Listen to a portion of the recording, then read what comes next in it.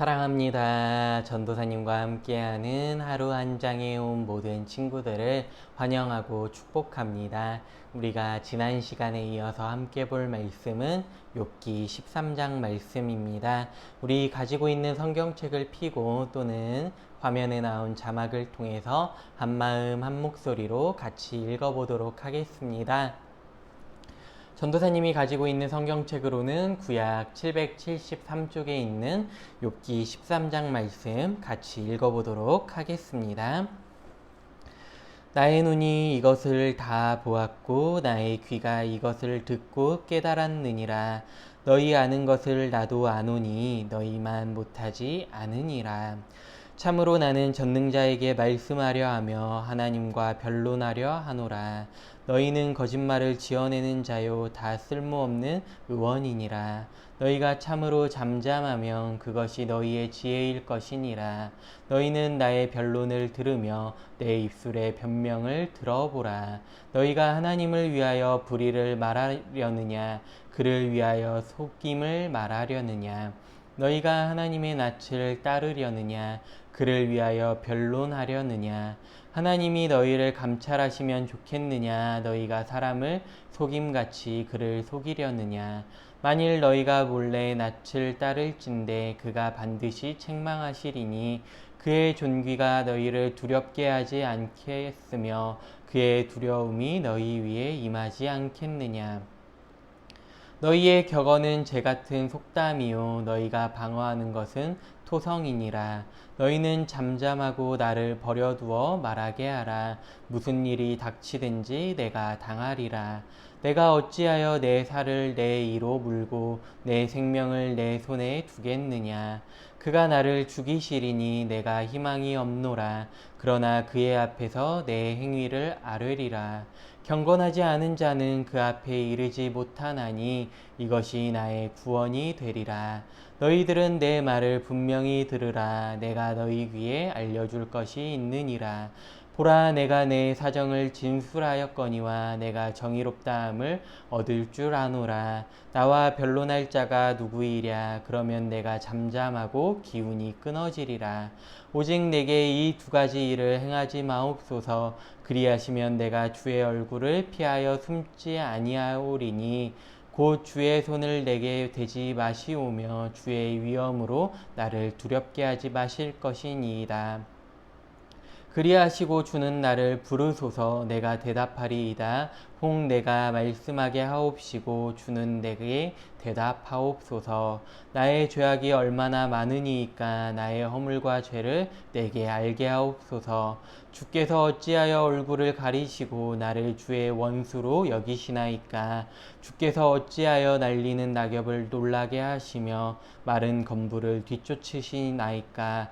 주께서 나를 대적하사 괴로운 일들을 기록하시며 내가 젊었을 때에 지은 죄를 내가 받게 하시오며 내 발을 착고에 채우시며 나의 모든 길을 살피사 내 발 자취를 점검하시나이다. 나는 썩은 물건의 낡아짐 같으며 좀먹은 의복 같은 아이다. 아멘. 오늘 함께 본 13장 말씀은 지난 시간에 본 12장 말씀에 이어서 욥이 계속해서 말하고 있음을 우리는 살펴보게 됩니다.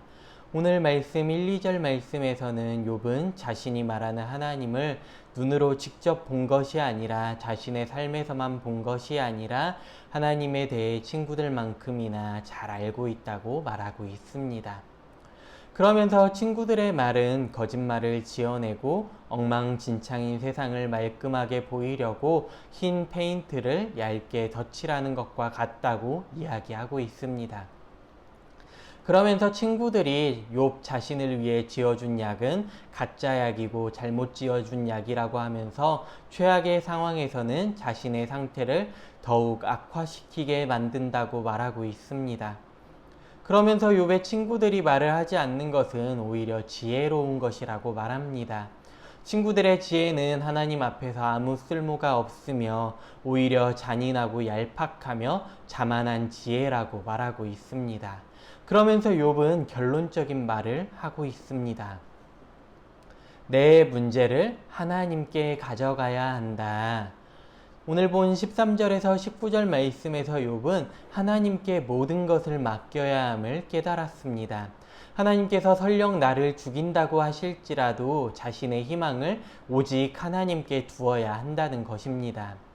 친구들의 지혜는 욥이 고난받고 있는 것은 은밀한 죄가 있기 때문이라고 생각했던 것입니다. 욥은 이것이 사실이 아니라는 것을 알고 있었고, 욥의 믿음은 자신에게 하나님은 의로우시며 하나님 앞에 자신은 의로운 신자라고 말하고 있습니다.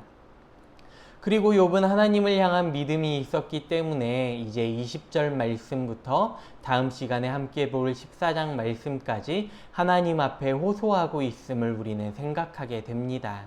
먼저 오늘 말씀 20절에서 22절 말씀에서 욥은 하나님과 직접 대면하기를 원했습니다.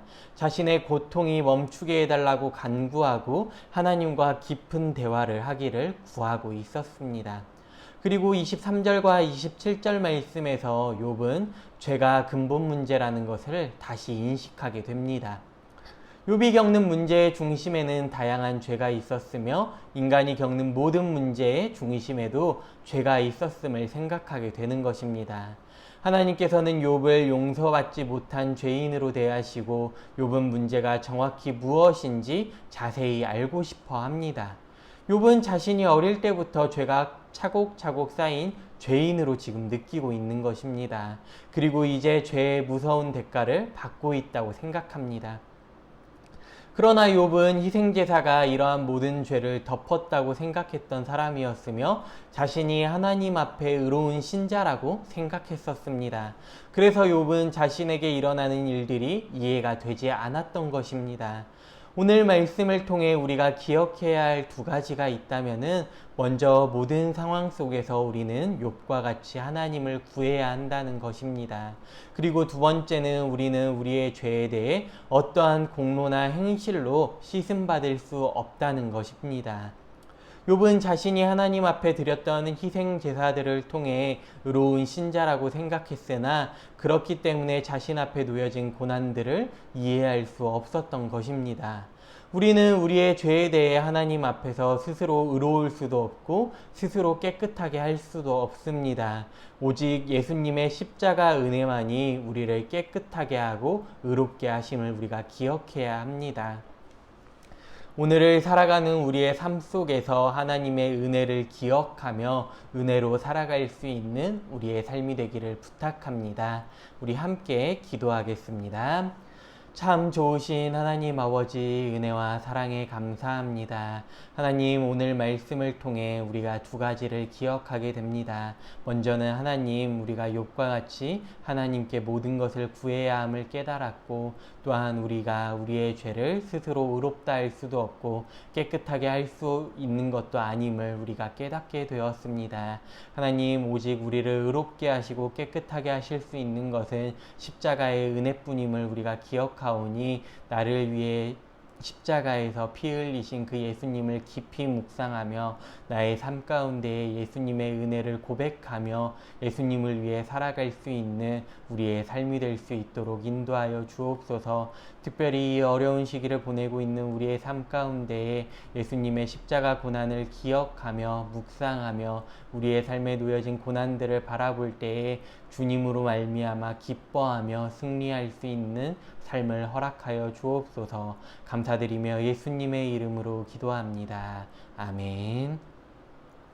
우리의 삶 가운데 은혜로 함께 하시는 하나님을 기억하며 날마다 동행하는 삶을 살아갈 수 있기를 부탁합니다.